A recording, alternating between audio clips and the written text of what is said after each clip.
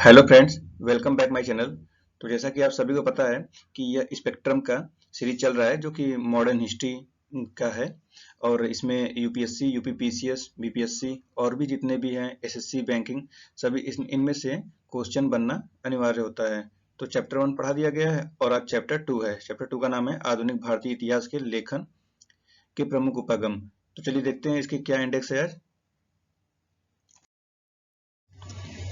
तो चैप्टर 2 का नाम ही है आधुनिक भारतीय इतिहास के लेखन के प्रमुख उपागम। तो इसमें हम लोग को आज पढ़ना है औपनिवेशिक उपागम, राष्ट्रवादी उपागम, मार्क्सवादी उपागम, अधीनस्थ उपागम, संप्रदायवादी उपागम, कैम्ब्रिज स्कूल उपागम, उदारवादी एवं नव उदारवादी व्याख्या, नारीवादी उपागम। तो चलिए शुरू करते हैं। तो शुरू करते हैं इसके परिचय से। तो कहे इतिहास लेखन, हिस्टोग्राफी इतिहास का ऐतिहासिक लेखन या ऐतिहासिक व्याख्या है। इतिहास एक ऐसी जानकारी नहीं है जिसे अपरिवर्तित रूप में पीढ़ी दर पीढ़ी सौंपे जाए। ऐतिहासिक परिस्थितियों की व्याख्या की जानी चाहिए और स्पष्टीकरण प्रमाणों के विश्लेषण पर आधारित होने चाहिए। तर्क वितर्क से उपजे सामान्यीकरण प्रदान किए जाने चाहिए। नवीन प्रमाणों के साथ या मौजूदा प्रमाणों की नवीन व्याख्या या स्पष्टीकरण सहित अतीत की एक नई समझ प्राप्त की जा सकती है। इसका अनुसरण करने के लिए उन तरीकों एवं शैलियों के प्रति संवेदनशीलता की आवश्यकता है जिसमें उस समय के लोग जीवन यापन करते थे और अपने अतीत के बारे में सोचते थे। इतिहास लेखन के उपागम के ज्ञान के रूप में इतिहास को समझने की भूमिका बन जाते हैं। इनकी भूमिका जैसे 4 संप्रदाय में है, जैसे स्कूल हैं: औपनिवेशिक, राष्ट्रवादी, मार्क्सवादी एवं अधीनस्थ या उपाश्रित। हालांकि इतिहास के लेखन में 2 अन्य संप्रदाय, संप्रदायवादी एवं कैम्ब्रिज भी है। तो चलिए अब जानते हैं औपनिवेशिक उपागम के बारे में। औपनिवेशिक उपागम के अंतर्गत औपनिवेशिक उपागम या इतिहास लेखन 2 अर्थों में प्रयोग किया जाता है। एक औपनिवेशिक देशों के इतिहास से संबंधित है, तो जबकि दूसरा ऐसे कार्यों की ओर इशारा करता है जो प्रभुत्व की औपनिवेशिक विचारधारा से प्रभावित है। कहने का तात्पर्य है कि आज अधिकतर इतिहासकारों ने औपनिवेशिक उपागम के दृष्टिगत लिखा है। वास्तव में औपनिवेशिक अधिकारियों द्वारा औपनिवेशिक देशों के बारे में लेखन कार्य प्रभुत्व की इच्छा एवं औपनिवेशिक शासन के औचित्य से संबंध था। साथ ही साथ पश्चिमी संस्कृति एवं मूल्यों की प्रशंसा तथा व्यक्तियों का महिमा मंडन किया गया जिन्होंने औपचारिक समान साम्राज्य को स्थापित किया। जेम्स मिल, mount Stuart Elphinstone, Vincent Smith एवं अन्यों द्वारा लिखा गया भारत का इतिहास औपनिवेशिक उपागम का उचित उदाहरण है। इस प्रकार के वर्णन में भारत को अवरुद्ध समाज, पिछड़ी सभ्यता एवं सांस्कृतिक रूप से निष्कृत दिखाया गया है, जबकि ब्रिटेन को उत्कृष्ट सभ्यता एवं उन्नत विज्ञान एवं प्रौद्योगिकी वाले देश के रूप में महिमा मंडित किया गया है। हालांकि सभी ब्रिटिश ऐतिहासिक लेखन को एक समान रूप से औपनिवेशिक मानना सही नहीं है, क्योंकि 19वीं और 20वीं शताब्दी के पूर्वार्ध के दौरान औपनिवेशिक संप्रदाय के तहत विभिन्न उपागम एवं व्याख्यात्मक फ्रेमवर्क विकसित हुए। सारगर्भित रूप में औपनिवेशिक उपागम सांस्कृतिक आधिपत्य स्थापित करने और भारत पर ब्रिटिश शासन के वैधीकरण के रूप में इतिहास को औचित्य प्रदान करने हेतु विचारधारात्मक प्रयास का एक भाग था। अब आगे आता है राष्ट्रवादी उपागम। तो इसमें कहा गया कि राष्ट्रवादी उपागम का विकास औपनिवेशिक उपागम से सामना करने और प्रत्युत्तर देने के रूप में हुआ। यह भारतीय लोगों और उनके ऐतिहासिक अभिलेख की औपनिवेशिक झूठी निंदा के सम्मुख राष्ट्रीय आत्मसम्मान के निर्माण का एक प्रयास था। इसमें आगे कहा गया है कि इस उपागम के इतिहासकारों ने मौजूदा ऐतिहासिक स्रोतों के विश्लेषण के आधार पर औपनिवेशिक ऐतिहासिक विवरणों की असत्यता को सिद्ध करने का प्रयास किया।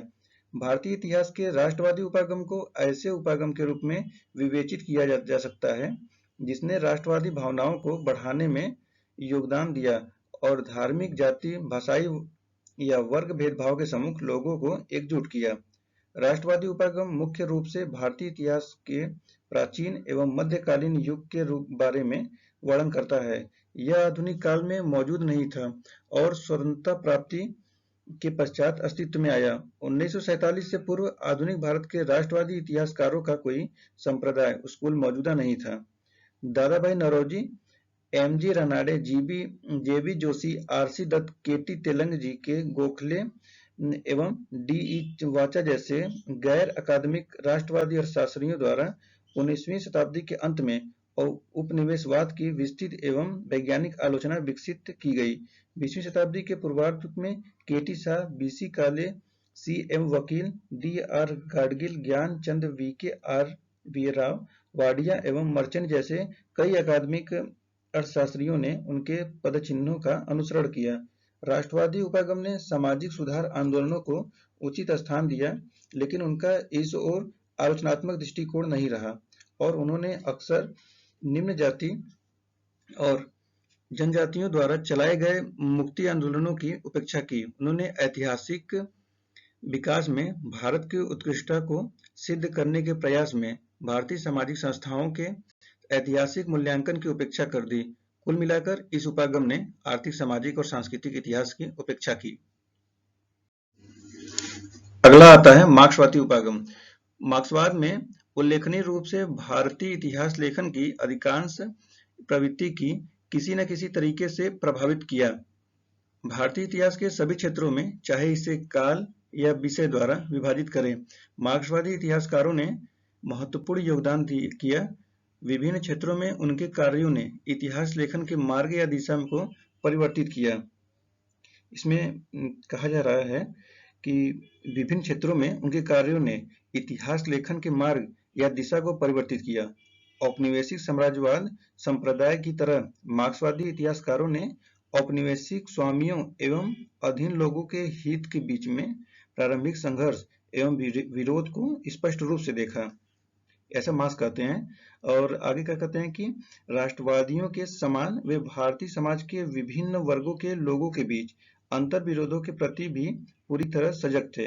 हालांकि उनमें से कुछ, विशेष रूप से रजनी पाम दत्त, प्रारंभिक साम्राज्यवादी विरोधी संघर्षों और द्वितीय अंतर विरोधों के उपचार को समन्वित करने में पूरी तरह असफल रहे और औपनिवेशिक विरोधी संघर्ष को वर्ग या सामाजिक संघर्ष से संतुलित करने का प्रयास किया। सब कहने का सब तात्पर्य यह है कि मार्क्सवादी इतिहासकारों ने राष्ट्रीय आंदोलन को भी संरचित बुर्जुआ आंदोलन के रूप में देखने का प्रयास किया, इसके मुक्त एवं सर्ववर्गीय रूप की उपेक्षा की।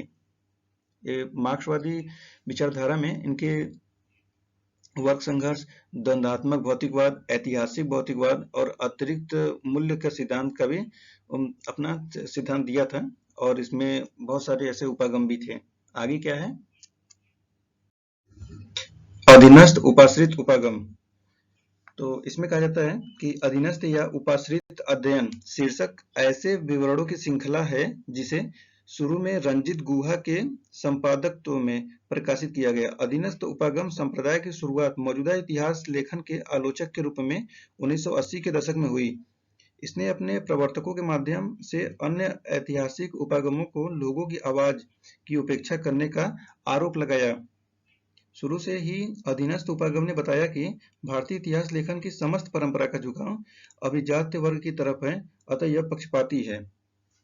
इसमें आगे क्या कहते हैं कि अधीनस्थ उपाश्रित इतिहासकारों के दृष्टिकोण से औपनिवेशिक काल में भारतीय समाज में मूलभूत विरोध एवं संघर्ष एक तरफ कुलीन भारतीय एवं विदेशी दोनों और दूसरी तरफ उपाश्रितों के बीच था, न कि उपनिवेशवाद और भारतीय लोगों के बीच।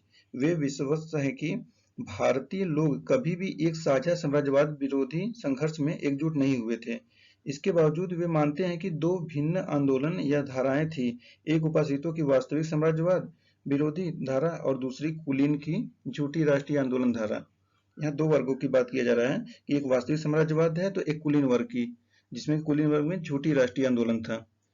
कुलीन धारा भारतीय राष्ट्रीय कांग्रेस के पदाधिकारियों के नेतृत्व में कुलीनों के बीच शक्ति के लिए संघर्ष हेतु झुंड से थोड़ा अधिक थी।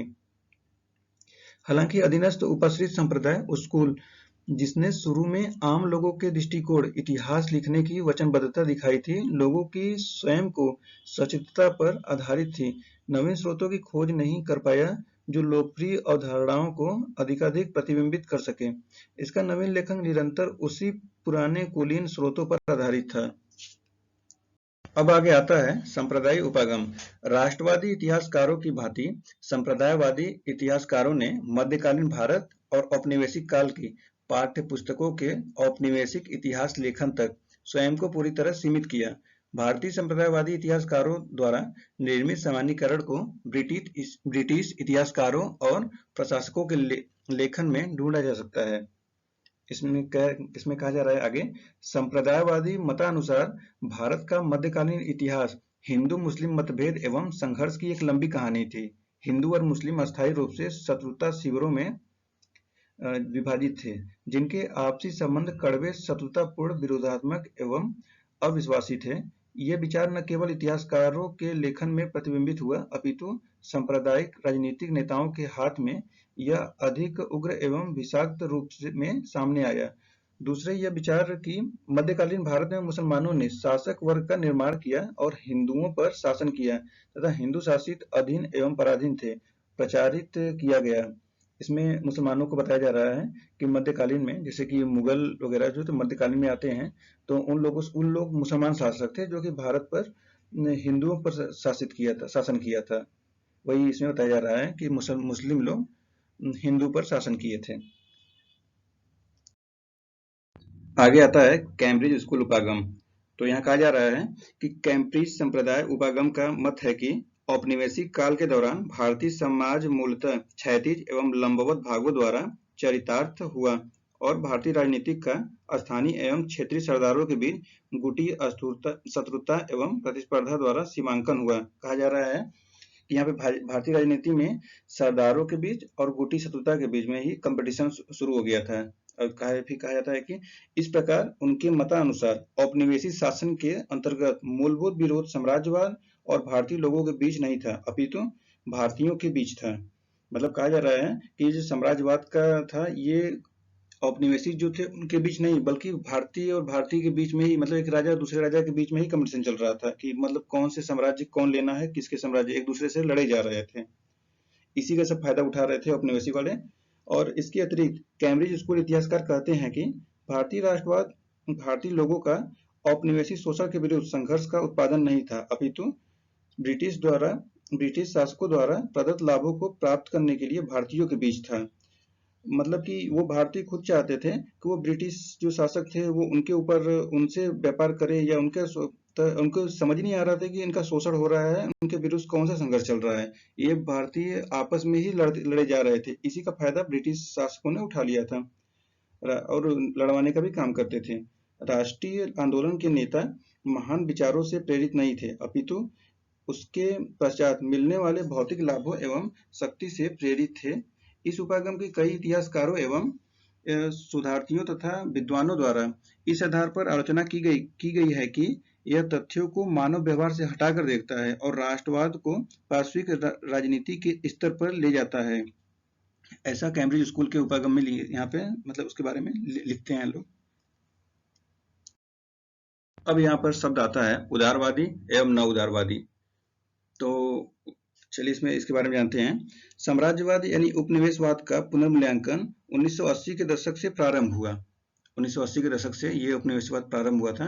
कैन एवं हॉपकिंस 1993 और पैट्रिक ओब्रायन 1988 तथा डेविस एवं हर्टन वेक 1986 ने उपनिवेशवाद के चरित्र को लेकर मार्क्सवादी एवं वाम उदारवादी प्रभुत्व वर्ग के कुछ निष्ठापूर्ण विचारों एवं दृष्टिकोण पर प्रश्न उठाना शुरू किया था। इस उपागम के प्रस्तावक तर्क देते हैं कि उपनिवेशों का आर्थिक शोषण पूरी तरह से ब्रिटिश लोगों के लिए फायदेमंद नहीं था। औपनिवेशिक क्षेत्रों में ब्रिटिश औद्योगिक वस्तुओं के लिए बाजारों की उपलब्धता और बाहरी देशों या बाजारों में पूंजी निवेश, भारत में रेल परिवहन की व्यवस्था करना, ब्रिटेन में घरेलू निवेश को हतोत्साहित और नवीन औद्योगिक विकास को प्रभावित कर सकता था। इन सब का कहने मतलब ये है कि जैसे कि अपने यहाँ पे जितने भी ब्रिटिश लोग थे तो अपने यहाँ से कच्चे माल लेके जाते थे और वहां पर अब कच्चे माल जब बनकर तैयार हो जाएगा तो उनको माल बेचने के लिए जगह तो चाहिए। कौन सी जगह पे? तो जहां पर इनको औपनिवेश बनाए हुए थे, औपनिवेशिक देश कॉलोनी, जैसे कि भारत के लिए यहाँ पे ब्रिटेन भारत के लिए, भारत उसका औपनिवेशिक था और यहाँ पर जितने भी अपने वस्तु बनवाते थे तो पक्के माल जो वहां से, जैसे कि यहाँ से कच्चे माल ले गए, कच्चे माल जैसे रेशम वगैरह, और वहां से कपड़े वगैरह बनवा कर यहाँ पे बेचते थे। अब इनके लिए बाजार का काम होने लगा। इसके लिए यहाँ पर भारत में रेल परिवहन का विकास करना व्यवस्था किया कि कैसे रेल चलेगा, रेल बन जाएगा तो और जल्दी से माल एक्सपोर्ट करेंगे और लाने ले जाने में बहुत आसानी हो जाएगी। सबको लग रहा था कि यहाँ पे विकास हो रहा है, पूंजी पर निवेश कर रहे हैं, लेकिन वो ब्रिटिश अपना ही फायदा देख रहे थे, न कि भारत का। नारीवादी उपागम। तो इतिहास में महिलाओं के योगदान को लेकर लेखन 1970 के महिला आंदोलन से माना जा सकता है, जिसने भारत में महिलाओं के अध्ययन के अभ्युदय हेतु संदर्भ एवं आयोग प्रदान किया। तनिक सरकार ने बताया कि स्थापित एवं स्वचेतन परंपरा के तौर पर महिला इतिहास की शुरुआत 1970 के दशक से शुरू हुई, क्योंकि कई नारीवादी बुद्धिजीवियों ने बलात्कार, दहेज एवं घरेलू हिंसा के विरुद्ध शक्तिशाली एवं उग्र आंदोलनों में स्वयं को संलग्न किया। यहाँ पे कहा जा रहा है कि महिलाओं के प्रति लेखन B.R. नंदा द्वारा संपादित इंडियन वुमेन फ्रॉम पर्दा टू मॉडर्निटी जैसे कार्य के साथ शुरू हुआ। यहाँ पे महिलाओं के लेखन में ये लिखे थे B.R. नंदा जी ने, इनका ये पुस्तक का नाम भी था। और महिलाओं की अत्यंत दंडनीय स्थिति को पंडिता रमाबाई द्वारा लिखित the high cast Hindu women 1887 में लिखा था, और कैथरीन मेयो द्वारा लिखित मदर इंडिया 1987, कैथरीन मेयो ने मदर इंडिया लिखा था 1927 में दर्शाया गया है। भारतीय सभ्यता में महिलाओं की स्थिति और दर्जे से संबंध अन्य लेखकों में BC ला, यानी BC ला है जो लेखक, वो लिखे हैं वुमेन इन बुद्धिस्ट लिटरेचर 1927। और नेक्स्ट है आईवी हॉर्नर क्या कर रहे हैं कि वुमेन अंडर प्रिमिटिव बुद्धिस्ट 1930 में लिखा था। और A.S. आल्टेकर एक हैं, उन्होंने लिखा था the position of women in Hindu civilization from the pre historic times to the present 1938। यह इनके प्रमुख लिखे गए हैं ये नारीवाद के उपागम पर।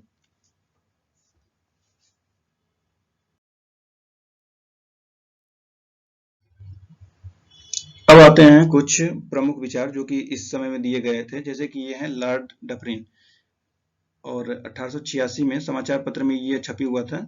ये इनके विचार थे। दिन ब दिन सैकड़ों हाजिर जवाब बाबू उनके अंग्रेज अत्याचारियों के खिलाफ अपने क्रोध रोष को बेहद तीक्ष्ण एवं प्रभावी समालोचना के तहत सामने रख रहे हैं। इस प्रकार इसमें कोई शंका नहीं है कि इन अखबारों को पढ़ने वालों के मस्तिष्क में गंभीर विश्वास उपजेगा कि हम सभी समस्त मानव जाति के शत्रु हैं, और विशेष रूप में भारत के। ये खबर छपी थी 1886 में, समाचार पत्र में छपी सामग्री पर था। ऐसा सोचते थे ये लॉर्ड डफरिन। बताओ। एक है पार्सिवल स्पीयर, ये क्या लिखते हैं, हाल के वर्षों में भारत के इतिहास का सृजन बेहद तीव्र हो गया है तथा इसकी कुछ व्याख्या का आह्वान किया जा सकता है। इसके दो तरफा कारण है। भारतीय परिदृश्य में होते परिवर्तनों को तथ्यों की पुनर्व्याख्या की आवश्यकता है, और भारतीय इतिहास के जरूरी तत्वों के बारे में इतिहासकारों के दृष्टिकोण में होते परिवर्तन है। यह पार्सिवल स्पीयर का फोटो है। ये इनके लिखते हैं। बिपिन चंद्रा जी क्या लिखते हैं कि कुछ इतिहासकारों ने विलंब से शुरू नवीन प्रवृत्ति, जिसे इसके प्रस्तावकों द्वारा उपाश्रित उपागम के रूप में विवेचित किया गया, जिसने सभी पूर्व के ऐतिहासिक लेखन मार्क्सवादी परिप्रेक्ष्य पर आधारित समेत को नकार दिया और इस पुरातन दिशाहीन इतिहास लेखन को उपाश्रित उपागम से प्रतिस्थापित करने का दावा किया। बिपिन चंद्रा का यह विचार है। तो चलिए अब देखते हैं निष्कर्ष क्या है, इसका सारांश या निष्कर्ष जो भी कह सकते हैं। आधुनिक भारत के अध्ययन हेतु इतिहास के प्रमुख उपागम तो जेम्स मिल, एल.पी. स्टन, B.A. स्मिथ एवं अन्य जैसे इतिहासकारों एवं लेखकों द्वारा प्रस्तुत औपनिवेशिक उपागम ने भारत को अवरुद्ध एवं पिछड़े समाज एवं सभ्यता के तौर पर चित्रित किया, और जबकि अपने देश ब्रिटेन को गौरवशाली रूप में प्रस्तुत किया। इस उपागम ने भारत का ब्रिटिश द्वारा औपनिवेशिकरण को न्यायोचित ठहराया। राष्ट्रवादी उपागम ने औपनिवेशिक उपागम के दावे को नकार दिया और ब्रिटिश शासन द्वारा भारत के शोषण को प्रस्तुत किया। मार्क्सवादी उपागम ने भारत में इतिहास लेखन की कला को प्रभावित किया। मार्क्सवादी उपागम ने औपनिवेशिक और साथ ही साथ राष्ट्रवादी उपागम की मूलभूत कमजोरियों को सामने रखा। संप्रदायवादी उपागम ने जो मध्यकालीन भारत के औपनिवेशिक इतिहास लेखन पर आधारित था, हिंदू और मुस्लिम को दो भिन्न समूहों के रूप में देखा, जो अस्थायी रूप से शत्रु शिविरों में विभाजित थे। मतलब हिंदू मुस्लिम लड़ने लगे थे एक दूसरे से ही। उपागम ने भारतीयों के बीच अंतर विरोधों को देखा, न कि साम्राज्यवाद और भारतीयों के लोगों के बीच। उपाश्रित उपागम ने लोगों की आवाज की उपेक्षा करने का आरोप मौजूदा सभी उपागमों पर लगाया। यद्यपि उसने लोगों की स्वचेतना पर आधारित नवीन इतिहास लिखे जाने का दावा किया, तथापि यह अपने कार्य में सफल नहीं हो पाया।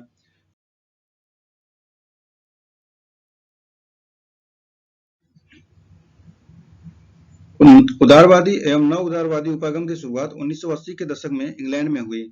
इस उपागम के अनुसार भारत में ब्रिटिश शासन उतना दमनात्मक या शोषणकारी नहीं था जितना वाम राष्ट्रवादी उन्मुख उपागम ने इसे प्रचारित किया। इसके प्रस्तावकों में Patrick O'Brien, Ken Hopkins एवं हट्टन बैंक प्रमुख हैं। भारत में नारीवादी उपागम की शुरुआत 1970 के दशक में हुई, जिसने महिला आंदोलन से आवेग प्राप्त किया। तो आज हमारा यहाँ पर आधुनिक भारतीय इतिहास लेखन के प्रमुख उपागम का चैप्टर समाप्त होता है, जो कि चैप्टर 2 था। अब आगे हम लोग चैप्टर 3, जो कि भारत में यूरोपियों का आगमन के बारे में बात करेंगे। तो इसका जो भी इंडेक्स रहेगा उसको नेक्स्ट वीडियो में बताया जाएगा। धन्यवाद आप सभी का मेरे यूट्यूब चैनल पर आने के लिए। आपके प्यार और समर्थन के बिना यह सफर संभव नहीं होता। अगर आपको वीडियो पसंद आया हो तो इसे लाइक करें, कमेंट करें और अपने दोस्तों के साथ शेयर करें। और हाँ, चैनल को सब्सक्राइब करना ना भूलें, ताकि आप सभी को हमारे नए वीडियो का सबसे पहले नोटिफिकेशन मिल सके। एक बार फिर से आप सभी का धन्यवाद।